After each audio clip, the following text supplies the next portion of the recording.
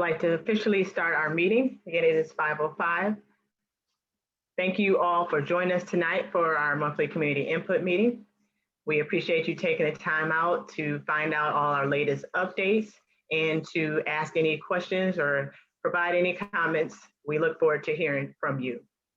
My name is Ayobami Bell Torrance, and I'm going to now introduce our staff in no particular order. I'm going to go as I see. So starting with Mr. Mallett. Good evening, everyone. I'm Andre Mallett, Interim Assistant Director of Operations, and just would like to say welcome. Chief. Good afternoon, everyone. Ricky Brown, Chief Transit Police. Welcome. Schofield. Gina Schofield, Department of Transportation, of course, scheduling. Payan. Jose Payan, graphic designer, Ddot Marketing. Yamakura. Ricky Yamakura, Manager of Data and Reporting. Ms. Williams.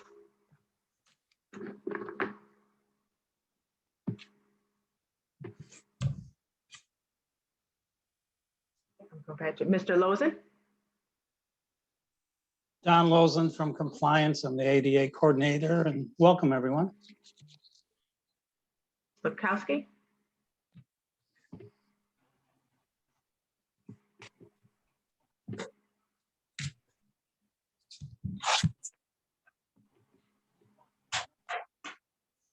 Ms. Williams, I see you're unmuted now. We can go back to you. Okay, I'm Jasmine Williams, Customer Service Supervisor. Okay, Ms. Lukowski. Yep, apologies for that. Kristen Lukowski from the marketing team. Ms. Wimberly. Good evening. I'm Zandra Wimberly. I'm Assistant Director of Administration. Mr. Eason. Michael Eason, Maintenance Superintendent. Welcome. Ms. Walsh. Marianne Walsh, Deputy Director for Administration, Ddot. Mr. Wallace. Good evening, John Wallace, Agency CFO. Ms. Miller. Hi, I'm Elise Miller. I am new to Ddot. I am a program analyst.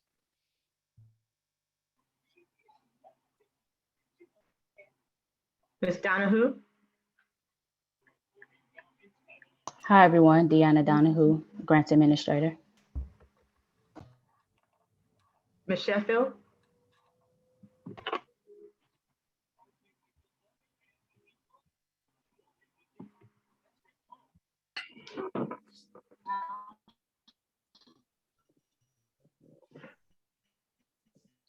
We'll come back. I don't. Did I miss anyone else? As far as our Ddot staff, will you please unmute yourself and introduce yourself? Good afternoon, everyone. Chef. Okay, and we were having a little trouble with your audio, so you may need to call in. Was there anyone else?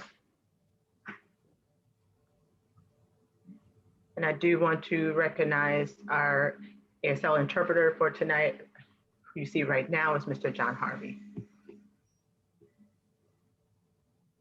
I'm going to turn now to our meeting rules, which are pretty simple. We just ask that you please hold all questions to our public comment time. That time will be announced. You will keep your hand raised until you're recognized. At that time, you'll be given 2 minutes. We ask that you please respect that 2 minutes. If not, you will face a possible being muted. So we do ask that you please be respectful of our 2 minutes. Our public chat will also be open during that time. And we ask that you reserve that for if you're having audio issues or anyone unable to verbally ask the question. For both in person or through the chat, we ask that no foul language or offensive language is used. That will not be tolerated. And that is all for our rules. We'll turn now to our Ddot Updates presentation.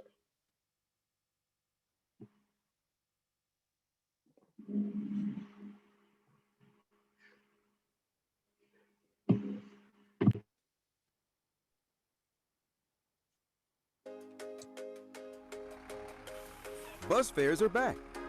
Ddot and Smart want to remind you that we're all on this journey together. Making every ride a safe ride starts at the stops. Wear your face covering. Maintain your distance and have your fare ready. Enter through the front and exit through the rear. Pay safely with the Ddot mobile app and Ddot regional passes. To learn more about where to purchase passes and download the app, go to paywithddart.org. Keep your nose and mouth covered with a mask. Keep your distance and use the hand sanitizer provided on every bus. Board safely, pay safely, ride safely.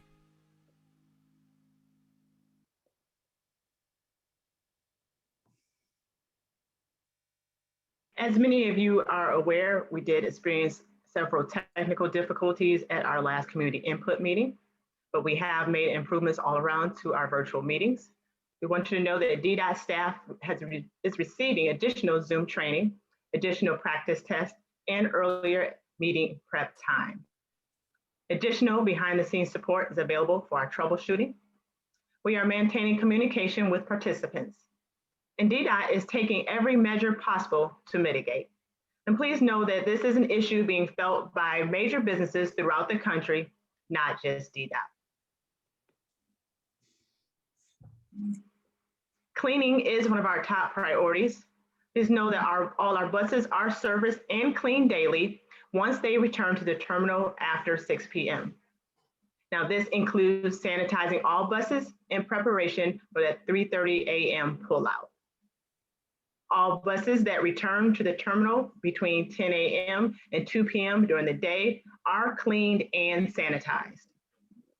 Cleaning and sanitizing takes place at our Rosa Parks Transit Center, the State Fair Transit Center, Fairlane Mall, and at 3rd and Michigan, Jefferson and Bovian, Mack and Maross, and at 8 Mile and Hayes. This is just a reminder about our Ddot cashier office hours. They're available weekdays, Monday through Friday at Rosa Parks Transit Center. You can purchase your passes from 7:30 a.m. in the morning to 5:30 p.m. And at 1301 East Warren, again, Monday through Friday, the office is open from 8 a.m. to 4:30 p.m. Of course, there are additional locations and details that are available at our website at detroitmi.gov/Ddot. You asked and we answered. The request to remove an obsolete bus sign at the intersection of Charlevoix and Ellery is complete. Ddot reached out to DPW for removal, and we have received confirmation of that completion.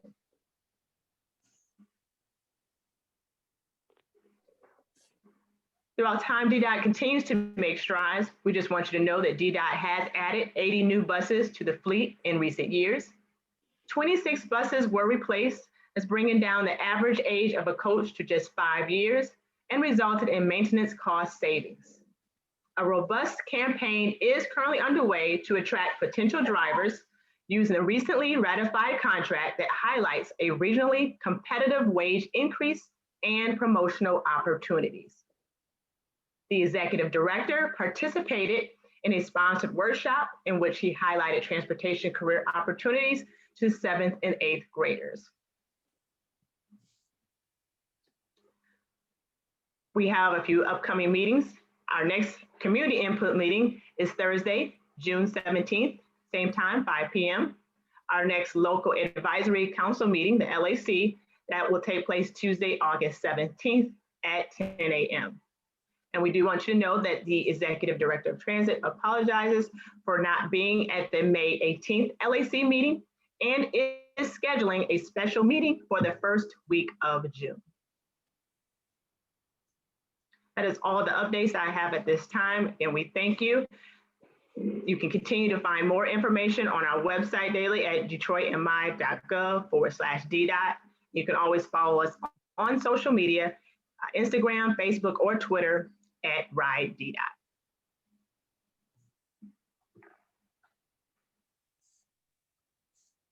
At this time, we are going to open it up to our community comments. As a reminder, if you please raise your hand, you can use that raise hand icon, or there's option Y or Alt Y, depending on your device. If you are on the phone, you can press *9. I will now turn it over to my colleague, Kristen. Okay, great. The first hand I see up is Rochella Stewart. You can unmute yourself now. Good evening, everyone. My name is Rochella Stewart. I'm with Detroit People's Platform, Transit Justice Team. I'm just wondering if somebody can answer me, when are we going to have public relations meetings on American Rescue Funds and being supplied with information on what and how these funds are going to be used? Another thing, the State Fairgrounds Transit Center. Are we going to have a focus group going forward? And if so, how can I and other essential bus riders become a part of it? I would like to know another thing. We need to open up more communication, have meetings with transit organizations and essential bus riders, seeing what ideas and concerns, that we have with safety on buses, at shelters, and at the transit centers. Maybe like instilling some bus ambassadors on the buses, maybe to just observe and see different things that might need to be done better. And last but not least, I think maybe you should come up with some kind of a way, at least quarterly, to have a survey out there, so your essential riders and Detroiters can say what they solely agree that you have done good, and give you ideas on things that you can do better. We need more input between you and us to get this right for us. Going forward, I hope you listen to these essential Detroiters' concerns and bus riders, because we greatly need you to hear us. We need your help with these things: shelters, safety, all these things, even the drivers. But I'm gonna stop because I want somebody else to get their time in. So you all have a blessed evening and stay safe.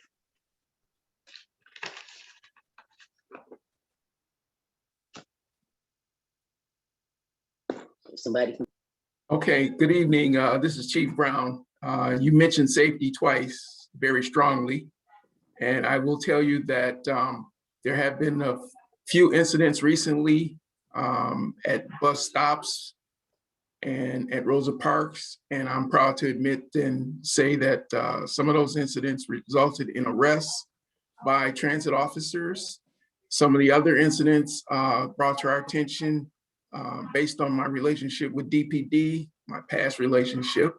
I'm able to reach out and touch various units that are involved with special operations. And we are currently working on some things to address some of the other issues at some of the bus stops. And we will be successful based on that.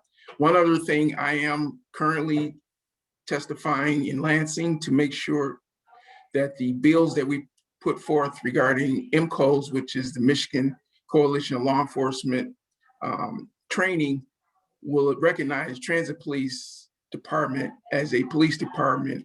Therefore, we can expand our operations and do more things, such as undercover work on the buses and shelters and things of that nature, like I used to do at DPD. So we're in the process of doing a lot of things to address the safety issues. And again, if you have any issues, don't hesitate to reach out to Transit Police or customer service. Thank you.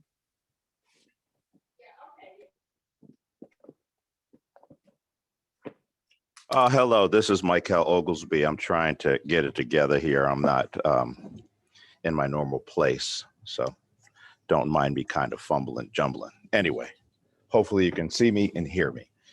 Thank you for your input and your concerns. I actually want to let you know that we hear you. We do hear you. I know it seems frustrating and it seems like enough's not being done fast enough. And I can assure you that myself and the rest of my staff is just as concerned and frustrated as you are, but this pandemic has slowed things down quite a bit.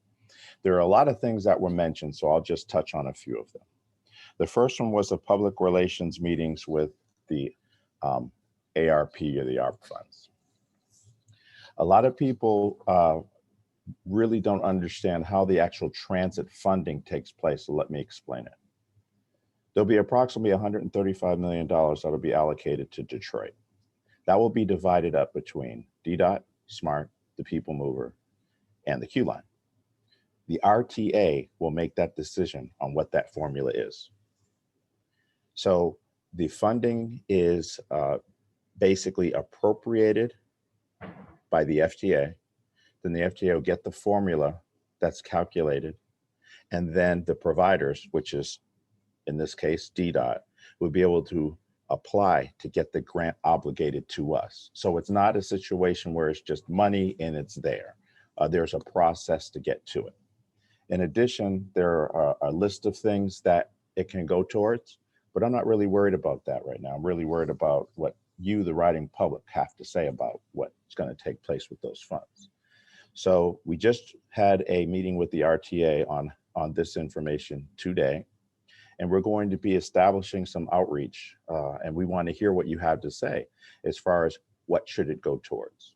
We have some ideas, you have some ideas, and hopefully once we put them together, we'll come up with a great conclusion by the time we actually physically get this money. Another thing that I want people to realize is once this money is allocated by the FTA, you have all the way to 2024 to withdraw it. Of course, we're not going to wait that long. We're going to get it as quickly as possible, but it's not something that just plops in your lap and okay, fix the problems today. Another thing that you mentioned was bus ambassadors. You know, it's funny that you say that. We had an ambassador program established and ready to go prior to the pandemic hitting, and then that went by the wayside for two reasons. One, there were some funding concerns and furloughs, but more importantly, we have a restriction on the vehicles. So if we could only allow 10 people on the vehicle, and then we have ambassadors on the vehicle, we could possibly have people that need to ride on the bus, not getting on the bus, and then people taking up a space to talk to the people on the bus. So that didn't make sense at that time. Right now, we are looking at bringing the bus ambassadors back, but again, we still have the restriction of 20 people on the vehicle, and that's still not enough. We need to get back to full capacity in order for you to see something closer to full service. Surveys you mentioned. We're working currently on surveys. We had a big survey before the pandemic. I think it's great to do it post and throughout. We're working on all of the marketing techniques as we speak. And then the other things you mentioned, safety, shelters, drivers, you name it. We're looking at it. So your information and your concerns are not falling on deaf ears. We hear you. We really do. And I think that was it for that one. If anyone has anything to add, please feel free.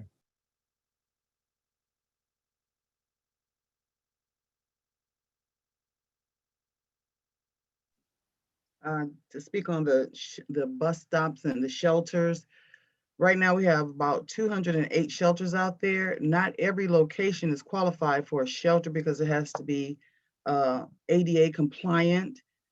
So we won't get as many shelters as we want out there, and we are looking at benches, but we're working on it. It's still, like I said, that because of pandemic, it's still work in progress.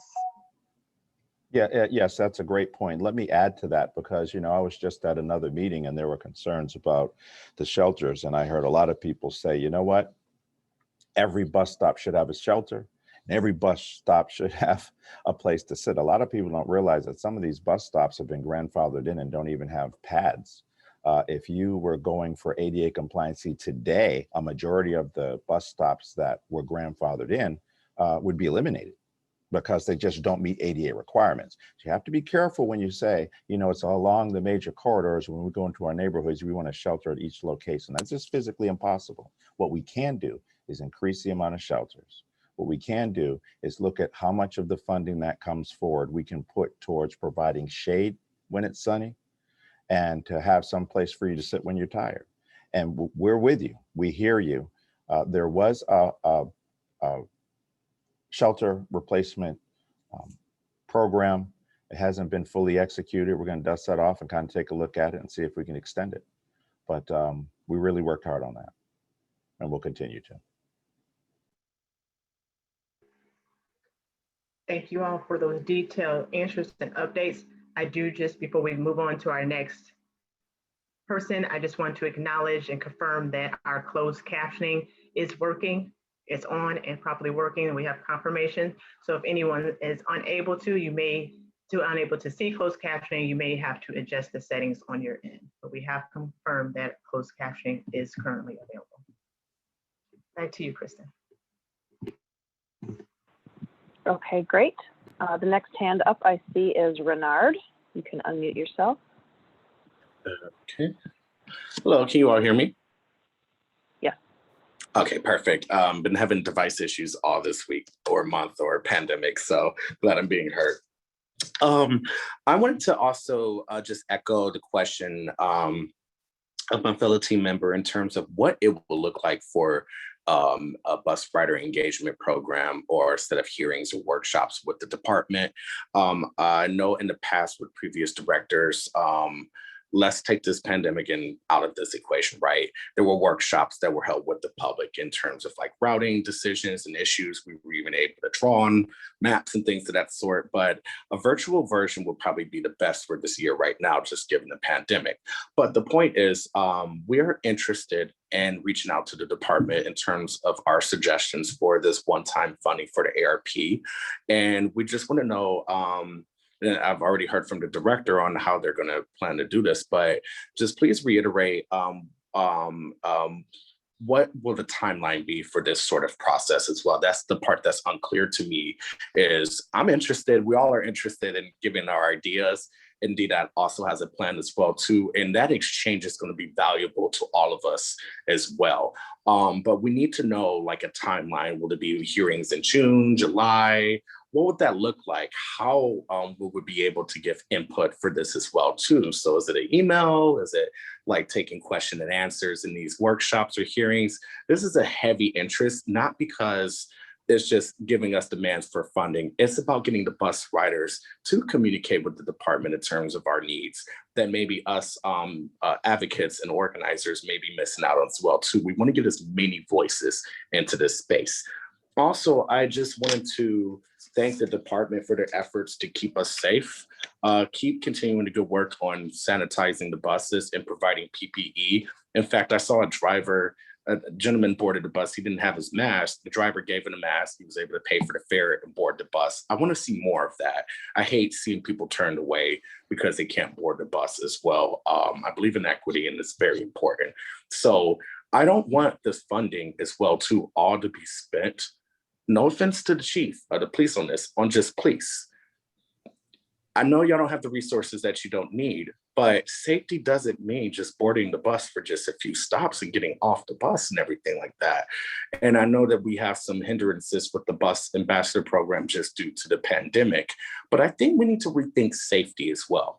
In terms of our infrastructure, we know we can't get shelters everywhere at all the stops, but there should be a minimal standard of not just a pole in the ground and a sign, but a sign that actually has information. I know that there was an effort of the department to have color-coded signs with route ID and number that kind of fell by the wayside. Lighting, access to Wi-Fi so someone can purchase fares on their Dart Pass, and lighting as well too. We have a serious problem with lighting in the city, and some of the shelters, the stops are not safe for folks as well too. So safety, that needs to be part of the conversation when the department has these hearings or workshops as well too, because we need to have that conversation in that relationship with the department in terms of safety, and not just it be heavy, no offense, but heavy police presence that can also be intimidating. How can we work together as a community to create that environment?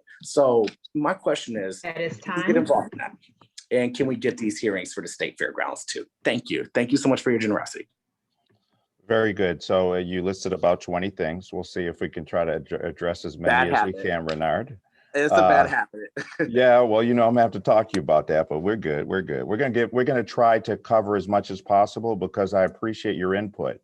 You said a lot of things that are very important, and believe it or not, you said a lot of things that we've been thinking about and talking about. So I am happy to know that you and I are on the same page. Let's start from the bottom of the most recent questions that you had, and then hopefully my colleagues will be able to remember some of the other stuff that you mentioned. But you talked about minimal standards out there, lighting, access, and Wi-Fi. All of the above are being looked at. And as a matter of fact, you meant those things that you mentioned are items that are just key for the ARP funding. Okay, the rescue plan funding. You're right on it. That's from the capital investment part. But remember, with ARP, you have capital investment, you have operations. There's a lot that it can go into. And remember, we're probably only going to get around $60 million. So believe it or not, we could probably just spend that on some of the few things you just mentioned. So that's why it's important. Everybody's input's going to be important, but not everybody's going to be happy because that isn't enough money. The good news is we'll have a list, because I heard there's infrastructure money coming down the road, and we're going to just keep pushing it into public transportation.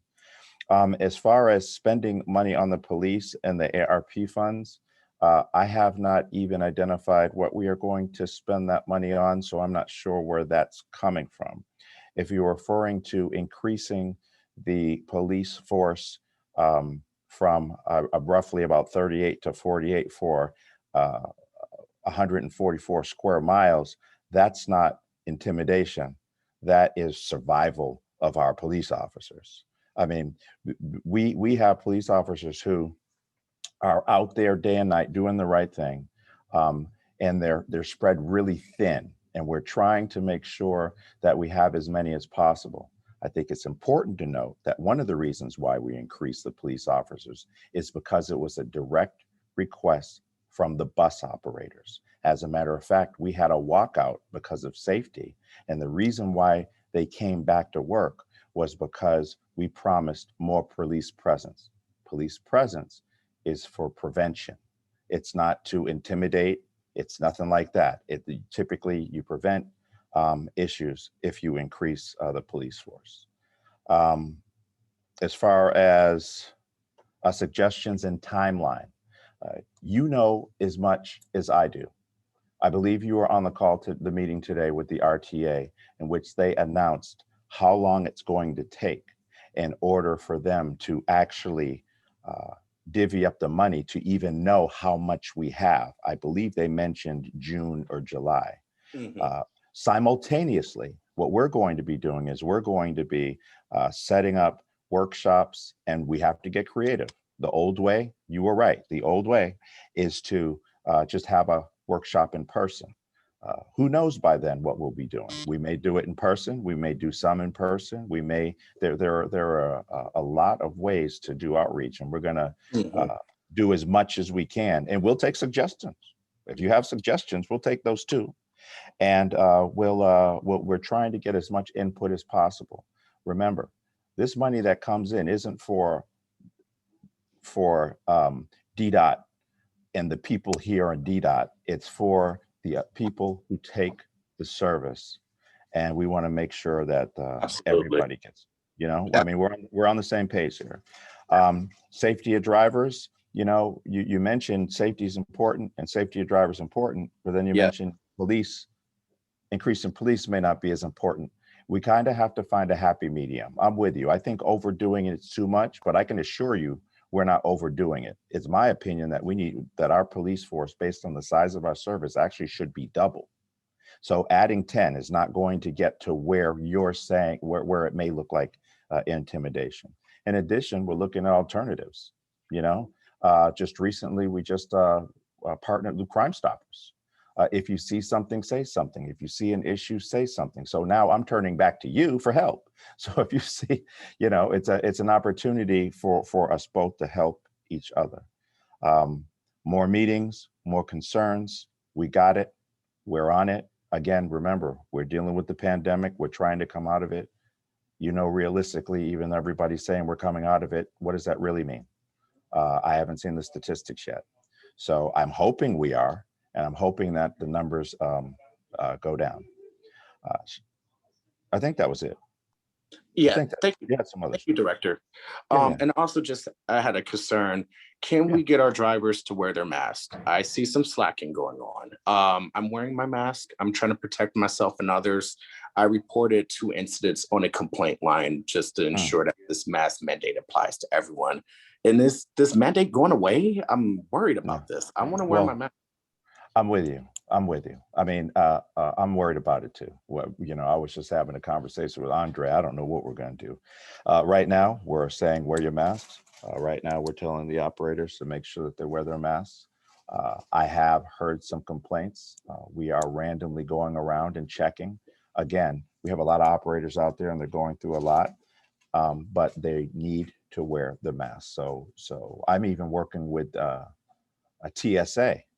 TSA has been going around and helping to monitor who's wearing a mask and who isn't. They were sitting out at Rosa Parks not too long ago and over at State Fair, observing and taking notes and then letting me know. So we have our eyes and ears out there. And if you see it, please continue to send it into the hotline. We have staff all over that one.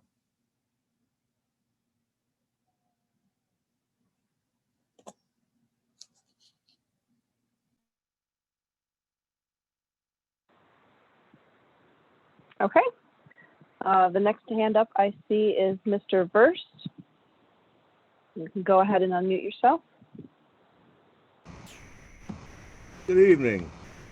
Larry Donald Verst, Detroit's People's Platform Transit Justice Team.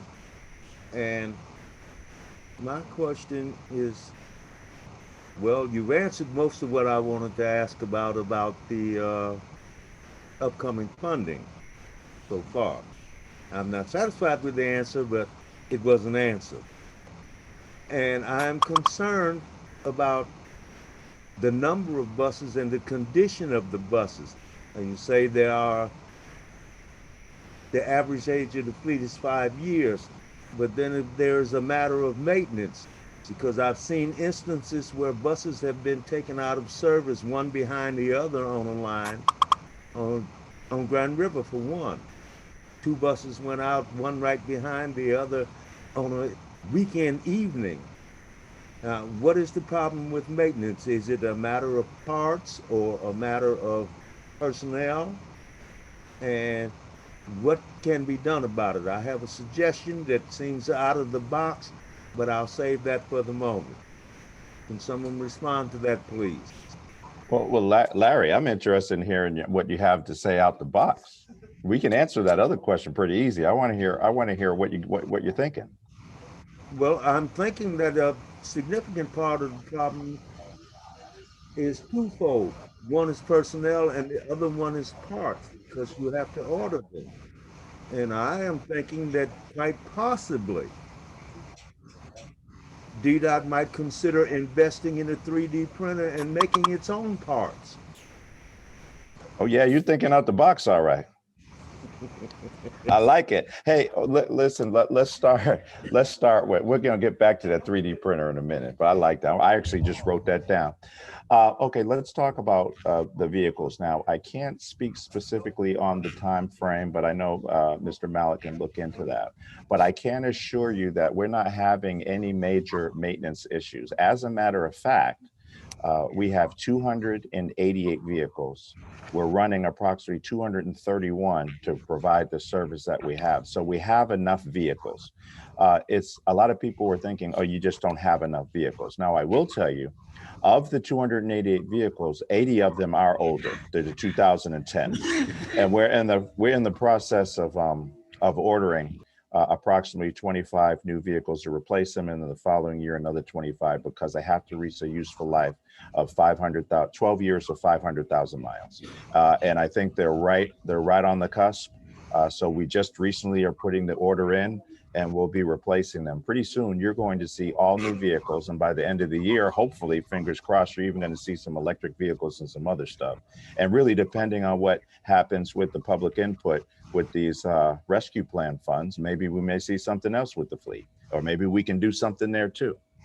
But I just want to say, I'm a firm believer in increasing the green footprint of Detroit. I've said it from the first day I came in, and I'm going to continue. And once we move forward with these electric vehicles, I'd love 60-foot articulated electric vehicles. We'll go all out if we can. And that will be some things that I'll be talking to the public about, and hopefully you'll back me as we keep pushing for it. Okay, I have one more question. Okay. Does DDOT have a plan of where it would like to be, or what it would like the system to look like in, say, 5 years or 10 years? And if so, how can one gain access to it, realizing that it would be a dynamic document and constantly changing? That is a strategic plan. So when I came on board, the only strategic plan that I saw was a strategic plan for the city that had portions of DDOT's strategies in it. And I believe it's going to be expiring, or it needs to be redone in 2022. But there hasn't been a outward plan like that. Now, I'm glad that you mentioned that, because when I first came on board, I think you and I talked about this. That's what I want to do. I'm currently bringing on a group that specializes in visioning. When we start looking at visioning and moving forward, that also includes public meetings and public input. So once we start, we're in the process of creating what you're talking about, and we're in the early stages. But once we get to that point, we'll be looking for you and others to give input so we can start helping to develop what the future needs to look like. Okay, thank you. All right. I'm done.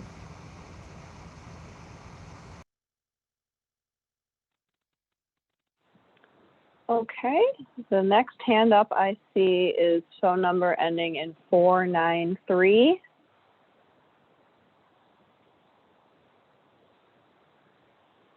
You'll have to unmute yourself.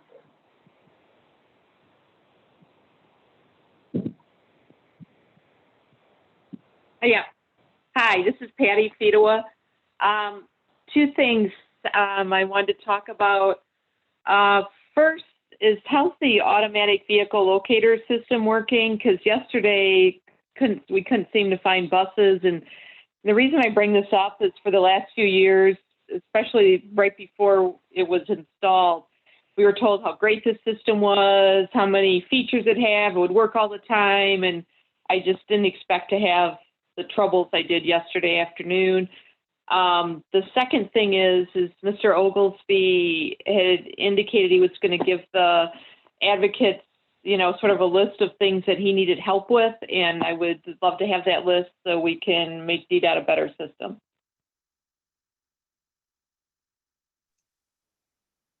I can answer the question about the app itself. So I'm sorry to hear that you had trouble with it. I will let you know that that is a every day, every morning concern and checklist that I go through. And the company, just to double check, are you using the transit app? Is that the organization, just to make sure? Yeah, I was using the transit app, and I called customer service, and they couldn't find the bus either, and the bus just didn't show, and it was really not a good time. Yeah, the bus not showing even through customer service is a concern. That could be something that we'll have to look at from a different perspective than from the app. But the app itself, there are a lot of, I would say, directions and dynamics you have to handle with transit app. It's not a partner that we have control over directly. We provide them information, and if there's some information that may get lost in translation, I'm not chalking it up to the technology upgrade entirely. There are some bugs that we are working out between them and us. I will tell you that on a regular basis, my estimations are we're about 85% up and running all the time. And in some cases in the morning, 90%. Do you have an example? Like, where was it in general terms? Where were you traveling yesterday? Maybe that would help me figure it out. I was going from Lafayette and Baldwin. It was around 2 p.m. to downtown. And the fact that it's only working 85% of the time, whoa. I mean, I guess I expect a lot better than that. That's a big concern. But yeah, I was heading towards the Rosa Parks Transit Center a little before 2 o'clock looking for the Van Dyke Lafayette, which didn't show. Yeah, I mean, I understand the percentage that it's operating, you know, with the number of buses that we have. You're right. It is something that we're working through, and that is the challenge. But I will look into the Lafayette, the Baldwin area, and I will find out, and I will look at 2 p.m. and find out what was going on. And if I can reach out to you, I'll let you know what maybe the concerns were. Maybe we can figure it out from that point. But that would be awesome. Yeah, that's what we're working on, definitely. Yeah, the part of that whole thing that concerns me the most is that, you know, the buses aren't showing up in time at certain locations. They're not showing up at all. And again, it falls back into our driver shortage that we're really having we're doing a big push, but we're doing, again, I just talked to Andre about this, so he knows the numbers better than I do. But, you know, every day I'm saying, okay, how many driver schedules short are we? You know, how is that going? Are we going to be, how is the hiring going? Again, we have 6 people in a class. I need 20. Let's get some more. We're pushing. I just put an all-out push on hiring throughout the city, and we're going to continue to do that. As a matter of fact, if any of you know anyone who wants to work for Ddot, we have some spaces. Come on down. But we're really pushing on that. As far as a list of things to help with, I recall a discussion about creating a list, but I believe it was with the advisory committee. We were having a discussion about a list of things that could potentially be beneficial. And I'll look at specifically what was said and make sure that it's followed up appropriately.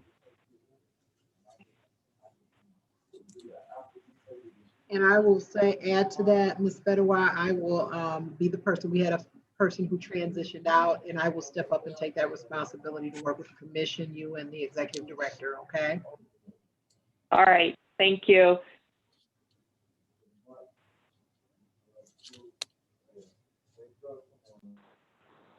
Okay, the next hand up I see is Robert Pavlovsky. Good evening. Can you guys hear me well? Yeah. Okay, great. First thing I'd like to start off with is, so I brought this up at a previous community input meeting and also the LCA meeting this week. It's about the reduced fare application for youth. So the problem I have is I could understand applying for it for a youth student that lives in the city of Detroit. The problem I have is for someone that lives out of the suburbs that is more so closer to a smart system than they are Ddot, and they have the smart card. They're already applied for the smart card and they show that to the driver. And you got to have a certain card to get on Ddot buses, which honestly, you know, some respects, yes, for people that live in the city of Detroit, that makes sense. But people that don't live in the city of Detroit, you know, why do they need to carry 2 cards just to get on 2 systems?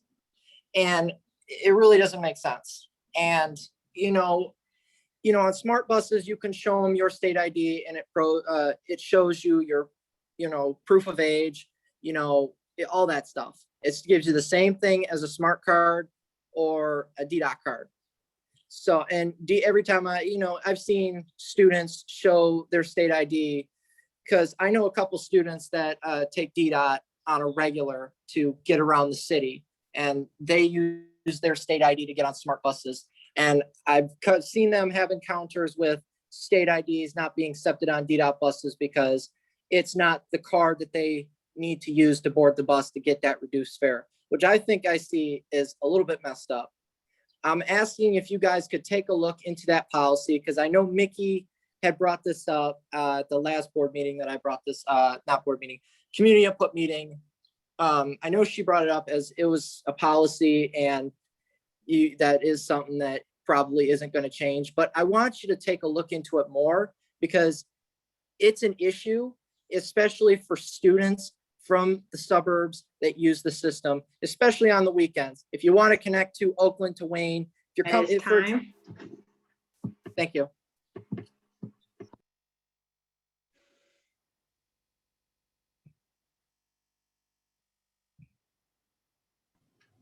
Well, I'll jump in. I wasn't aware of what you were referring to. I'm sure staff was working at it. I'll show you. I'll get back and take a look at it. I'm hoping that the issue goes much further than the fact that it's uncomfortable to carry two different cards. So let's go in and take a look at this and see what's really going on. Right, John? Yes, correct. Yeah, we'll take a look at that and respond back to this group in the next meeting.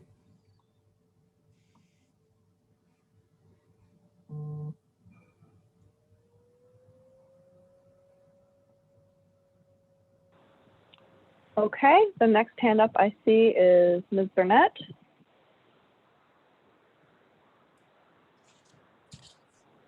Good evening, all. How are we doing? Some of the points questions that I have already been answered, but as far as the timeline of the public hearings, how long after the distribution, is there going to be public hearings, or are the public hearings going to come before that? Well, are you saying to have public hearings before we know how much money we're going to have? Yes. Is that the question? Yes. We'll take a look at that if that's something that the public wants to do. But I typically would wait until I know how much money we have. But I have no problem doing input. I'll talk to staff and see we can start the input. But one of the dangerous things with that is I don't want to get everybody's hopes up by throwing out all these great ideas that are very expensive and then I don't have enough money. And then the next question will be, well, why did you do this? Why don't you have the money? Where are you going to get it from? I don't want to create my own problem. But I do think that it's important. I'll talk to staff. Perhaps we can have something just to start out, kind of like a soft launch of give us some of your ideas. If there were no restrictions, give us some of your ideas. I'll be honest with you. You all give us all the ideas right here. I mean, just sitting here and listening, I have about 5 or 6 things that I wasn't thinking about that are in the mix. Typically, it'll be a bunch of general pots, and then it's okay. What can we do with that pot? You'll have an operating pot. You'll have a capital investment pot, and then that's how we'll know how far to go. I understand it's frustrating to not be able to start doing the public meetings on the funding right away, but I think we don't want to get ahead of ourselves before we find out how much we're going to get. I'll be honest with you. At one point, it was told to me that Ddot would be getting $135 million. I was over the top. I was getting ready to have meetings and everything, right? And then, you know what I mean? I was like, okay, let's go. And then all of a sudden, I'm sitting in a room and they announce it's going to be more like 60 million. Well, wait a minute now. You know, I don't mind being 10 million out, but 70 million off. So I would have been going down the rabbit hole. And I think I don't want to do that to everybody else. I think we should really do it the right way. And let me tell you another reason why. Because more money's coming down the pike. If we do this strategically and do it right, all of the things that fall off the table that we can't afford now, they're there. We know what you want, and then we get them on the next go round. Okay, I understand that logic and it does make sense to me, but how long after the distribution, or you know how much is going to be allocated, how long after that will the public hearings start? Or the workshops? They'll be immediate. Immediate, that next week? Yep, okay, fine. See, you just said it. I will do what I'm going to take it from you. Everybody write it down. Victoria said it. On once they announce exactly how much, the following week, we're going to start the process. And we will be giving proper notification to everybody, so everybody can be included, however much time that takes to properly notify. Right. So we'll start the process. So in other words, within a week, we will have information out, because we'll have to identify what the first one's going to be, and not most likely it's going to be a Zoom, but that isn't the only technique, but we will start the process immediately. You have my word. Okay, thank you.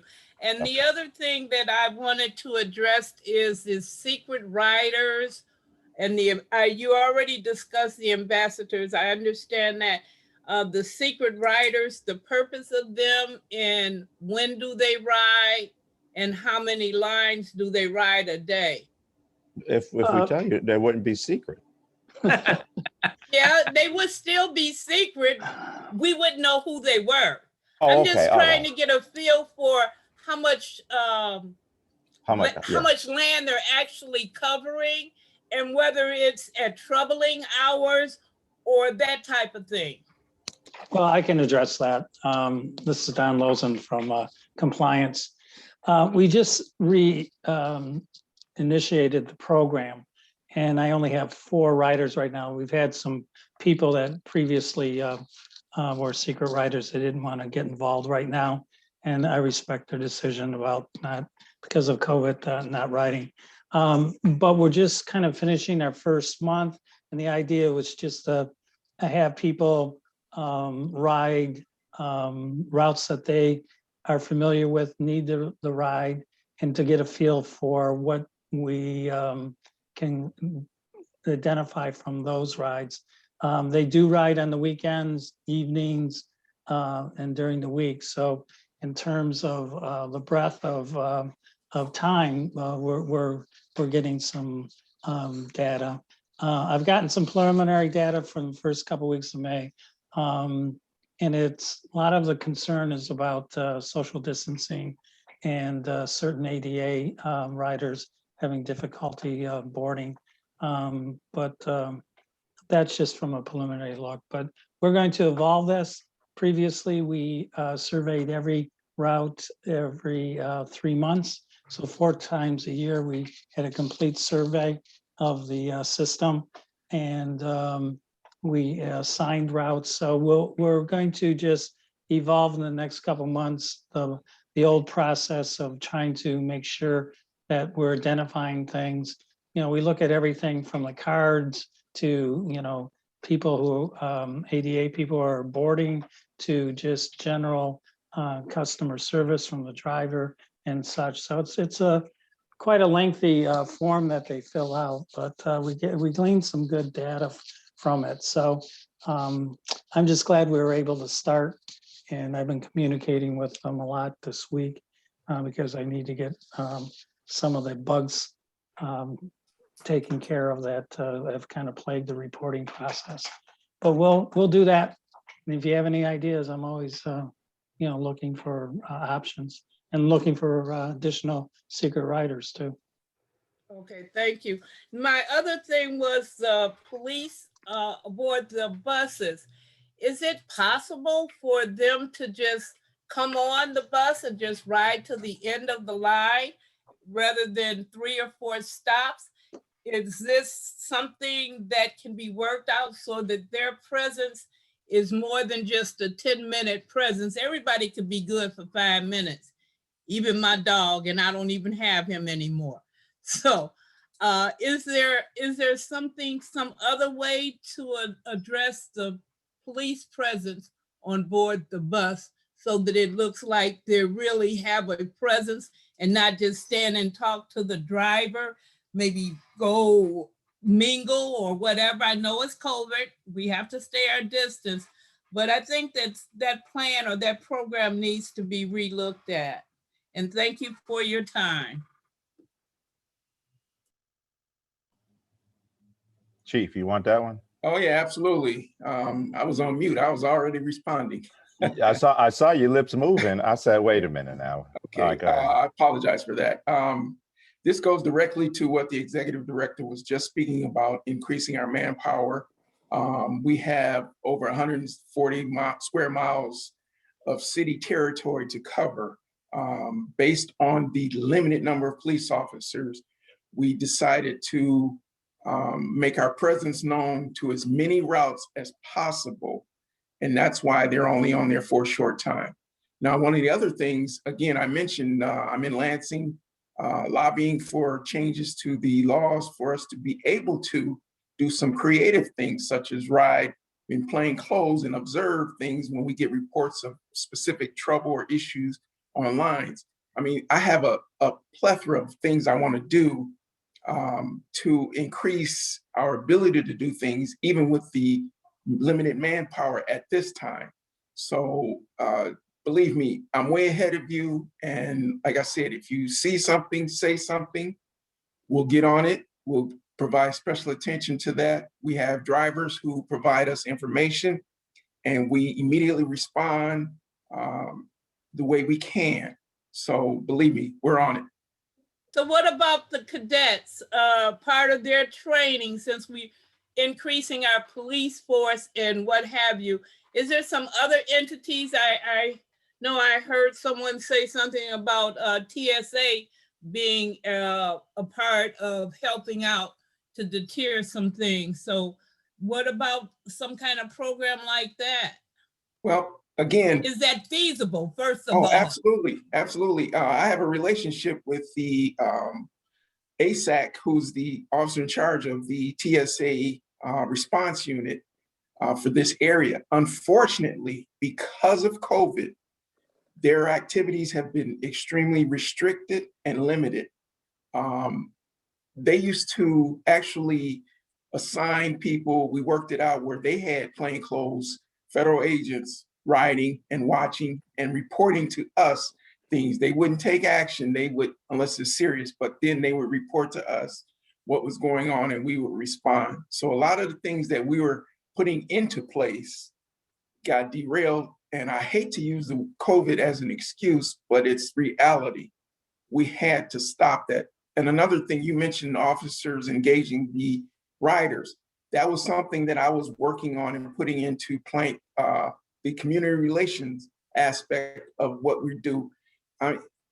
It's so many things I wanted to do and was starting to do and got derailed. We can't have officers walking and engaging because of social distancing. That's one of the issues we were having with DPD assisting us. They had to be mindful of the social distancing and regulations that they were under, the same as we are. So some of these things will eventually work out when we start getting more back to regular operations, and hopefully people vaccine up and we can get rid of this and then we can get back to normal. Thank you.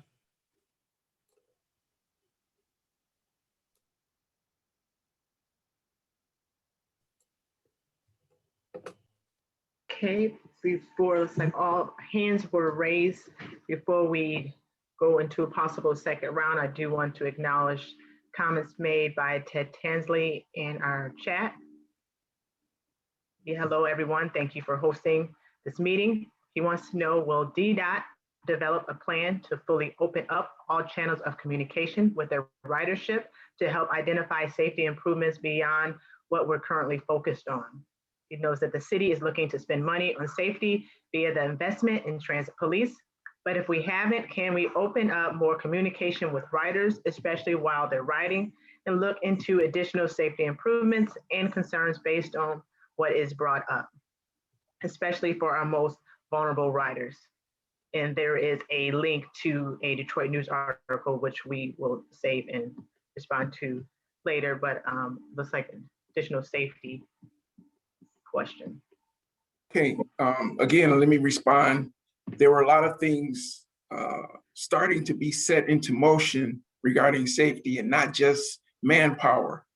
We're looking at technology to assist us. And the thing you have to understand, law enforcement, transit police, we walk a very, very thin line. We have some community members who are very adverse to us using some of the technology to assist us, such as cameras, videos. They don't want all of that. So we have to walk a fine line to ensure them that whenever we acquire and use technology, that we're, one, respecting their privacy, two, we're abiding by the rules and regulations and laws, and three, we're not overstepping for whatever reason.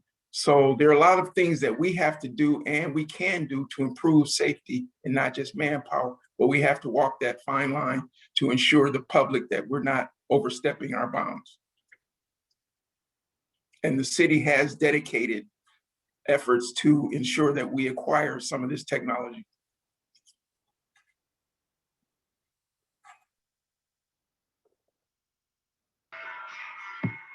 And there is one additional comment. I wanted to bring up the Route 80 bus.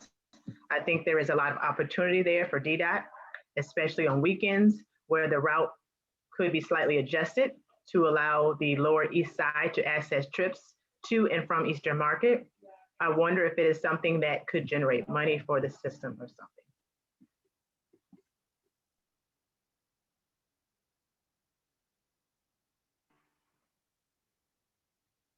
Gina?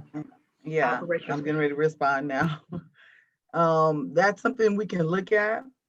Right now, it's more of the 40 that we would look at as going back to Saturday routing, but that is something that we can look at because the 80 is an express route and we don't do express routes on the weekend because it's basically getting people to work,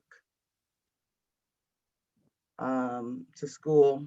So the 40 would be the best option for us when it comes to going to Eastern Market on Saturdays.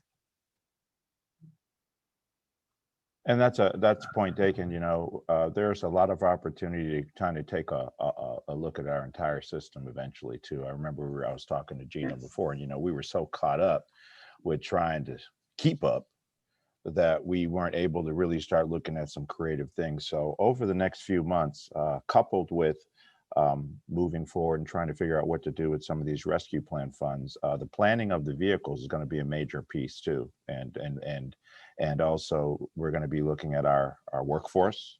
We're looking at, you know, we have to realistically figure out the service we can and can't provide and let the public know. What I've noticed with the public is the public's basically saying, listen, if the bus isn't going to show up, I just need to know so I can plan. And instead we're saying the bus is coming and it's not, and that's frustrating. And if we can't let the people know and we don't have it together with our tracking device, then we have a problem. The riders don't have a problem. We as Ddot have a problem. So we have to get it together. We hear you loud and clear and we're going to. But what you mentioned on the 80 is a bigger thing that we need to look at, which is the overall system the exact same way. So we hear you. Give us some time. We're going to make it happen.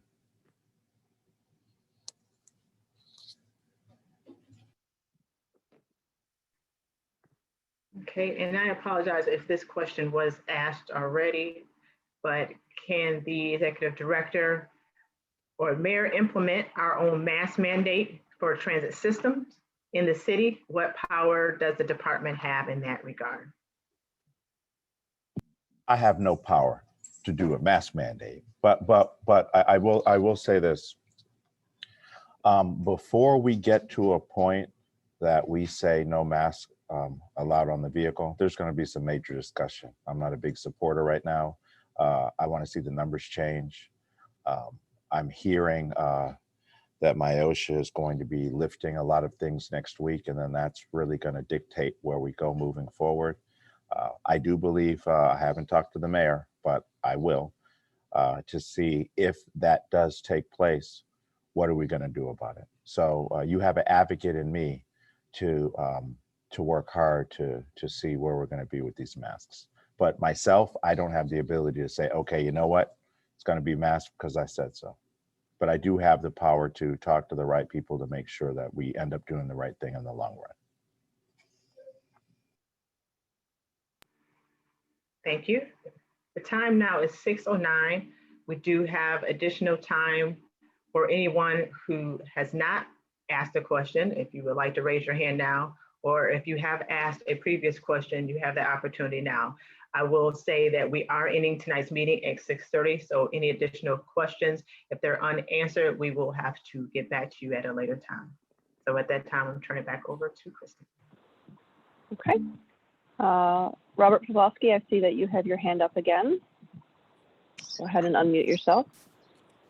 Me again. So I'd like to bring up one more thing. So 19 Fort and Outer Drive, the first stop northbound on the Detroit side. So you guys removed that shelter, completely understand that, but you guys removed the sign too. Is it possible we could get a sign back up at that stop again?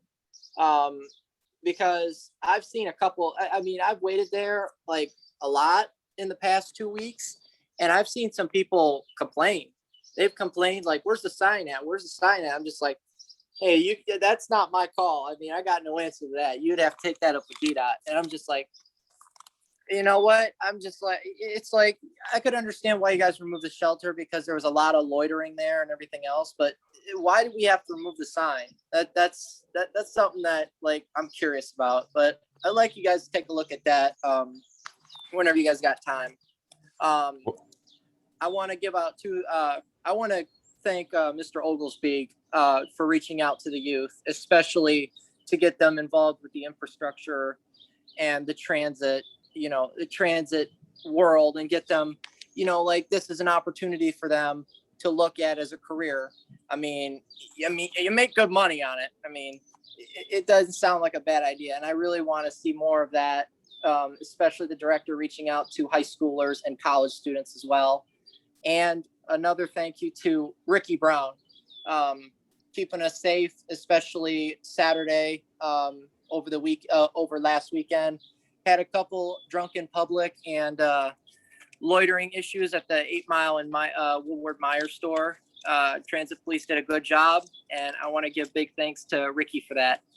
But all in all, I really would like for you guys to take a look at the policy and take a look at the youth application and try to see if you could rethink it and, try to make it easier for students out in the suburbs to hop on the system and pay the reduced fare with any kind of proof of identification that works and it's not fake and it's accepted, because SMART accepts anything.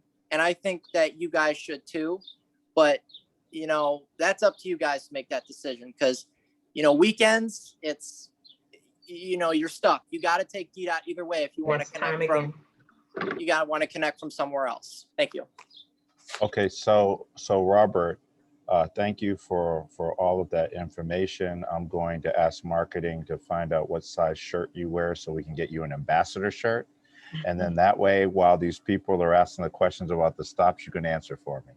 I'll be talking to Robert Kramer, who's the head of SMART, to see what innovative things he's doing. We do speak a lot. We launched the fairs together. We're talking about what to do with the mess. So the fair, the way that the fair structure is here, it precedes me as far as the decisions of what was made. We had a lot of different numbers at one point, and then it changed to one fee. And, there was a lot that's taken place over time. So I don't see anything immediately changing. That's probably what somebody was telling you, but that does not mean that it can't change. So we will look into it, and we'll see what we can do. As far as that stop, I mean, I'm sure staff will take a look at that. Gina, you must know that story, right? Well, I do believe that they're getting ready to put a ad shelter there, but I will check into that and we'll get a stop back, at least a sign up there immediately. But I believe they're putting a newer shelter there. I'll check into that tonight. Good to know, because I didn't even know that there was going to be another shelter up there. I thought it was just going to be removed completely because of the loitering issue, but that's good to know, actually.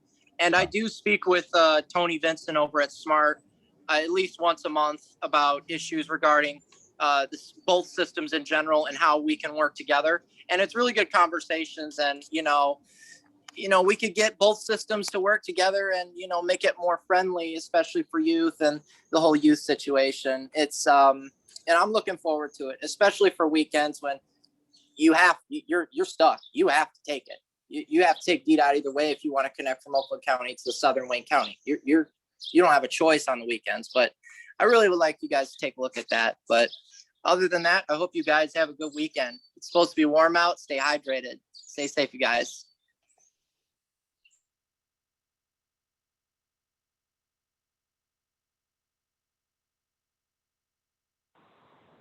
Okay, I do see one more hand up, Mr. Verse. Yes, this is a question that requires a bit detail.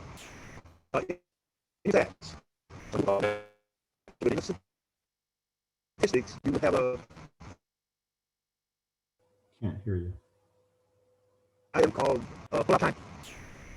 Mr. Verse, we're having a problem hearing you. You're going in and out. I'm sorry. Can you hear us? Oh. Can you guys hear him? I can't hear a word he's We saying. cannot. If he We can still can't hear hear you. us, can you call in or place your comment in the chat while we're waiting? And it could be actually his question. He commented regarding facial recognition. He said he hoped none of this new technology is facial recognition. No, but he said it's going to be detailed.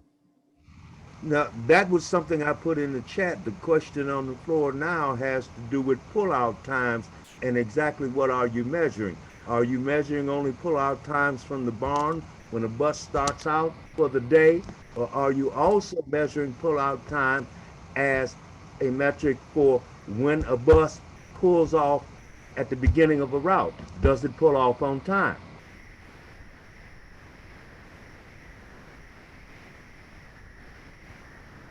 Are you saying at the beginning of a trip? I apologize, Mr. Verse, or are you thinking in the morning when it comes to pulling out on time as the course of the day, the beginning of a driver's work? I think he's talking about in the morning, making pull out in the morning. Yeah, making pull out in the morning is from the barn. That's what we're measuring right now. But each of the trips are time points, and those are rolled into the on-time performance aggregately for the whole day. So the pull out, what we measure is pulling out from the barn, not pulling out for each beginning and end of each trip. And let me get on that a little bit with Andre, because I know Andre's ready to get a little bit. Even see the pull out time and the pull out times are a little deceptive based if you compare it to the service, right? Because you're looking at the pull out times, you're looking at, okay, you missed one pull out time, so therefore it shouldn't be as bad, but it can create a domino effect. So let's say we miss one pull out time. A next bus goes out and picks up 20 people at the first stop. What do? Now they're going to go around and you're going to have an issue there where it's going to pass a bunch of people, and then it ends up bicycling with people staying waiting almost an hour or even more. But Andre, you can go ahead with it. Yeah, so Mr. Verse, there's definitely a distinction between the two based on your question.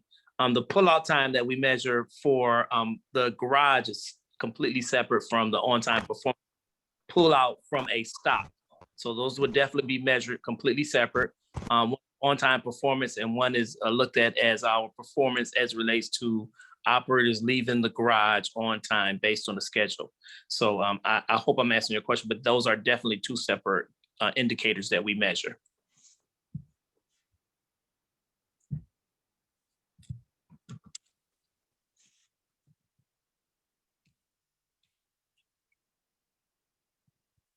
Executive Director, this is Chief Brown. If you want, I can address the facial recognition issues. That seems to be a lot of that in the chat.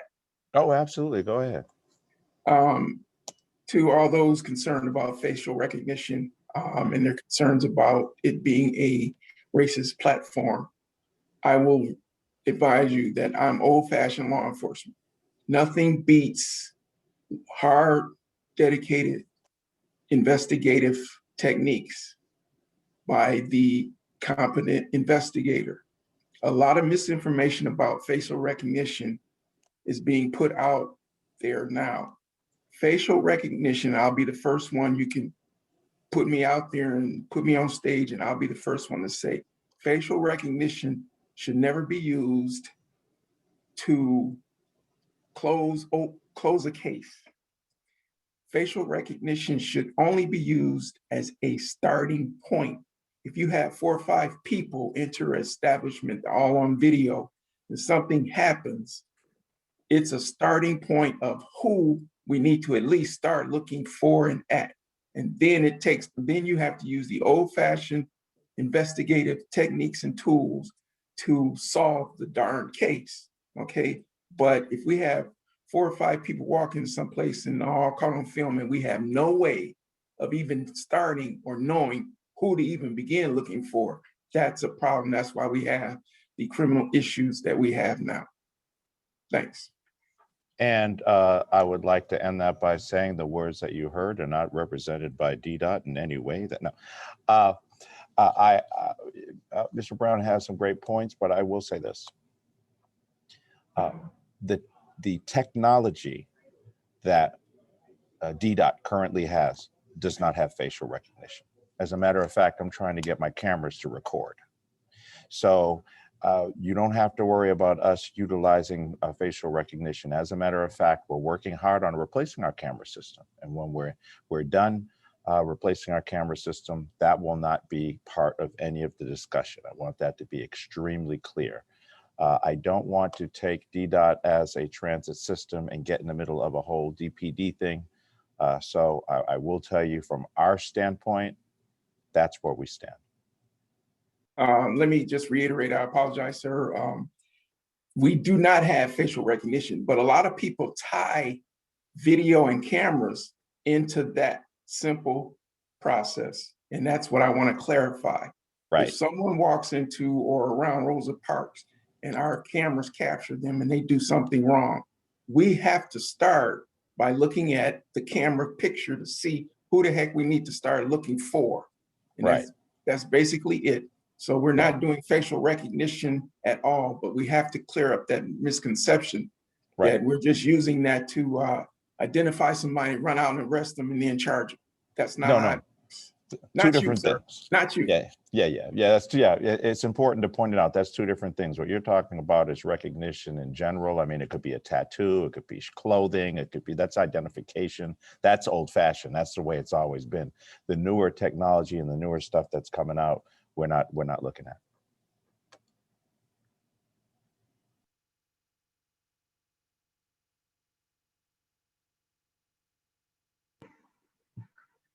Seeing no other hands raised or any additional comments, correct? I do, before we dismiss, I always like to just give the staff another opportunity if there's any other final remarks that you were not able to provide earlier. If you'd like to say anything now, please do so. This is Miriam Walsh. I'm the Deputy Director for Administration. I just wanted to address everybody who was asking about the potential for hearings, what they will look like, whether they'll be by email, whether they'll be by virtual, whether they'll be in person. I'm interested in hearing your ideas. This is all new. Having this amount of federal funding available to Ddot is new. Having this horrible pandemic is new. I would be interested in anybody that wants to get in touch with me. I encourage you to email me if Ayabami, if you could put my email in the chat. I'm interested in your ideas of how we can make these hearings as successful for you, because a win for you is a win for us here at Ddot. Thank you.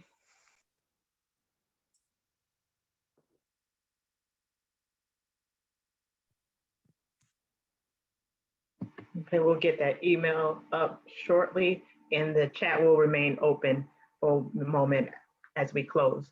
But I do want to officially close our meeting for tonight. Again, we thank everyone for joining us, and we appreciate all the input, and we hope that you appreciate the updates that we were able to provide and the answers, and look forward to next month. That next month meeting is June 17th, as mentioned before, Thursday, June 17th, 5 p.m.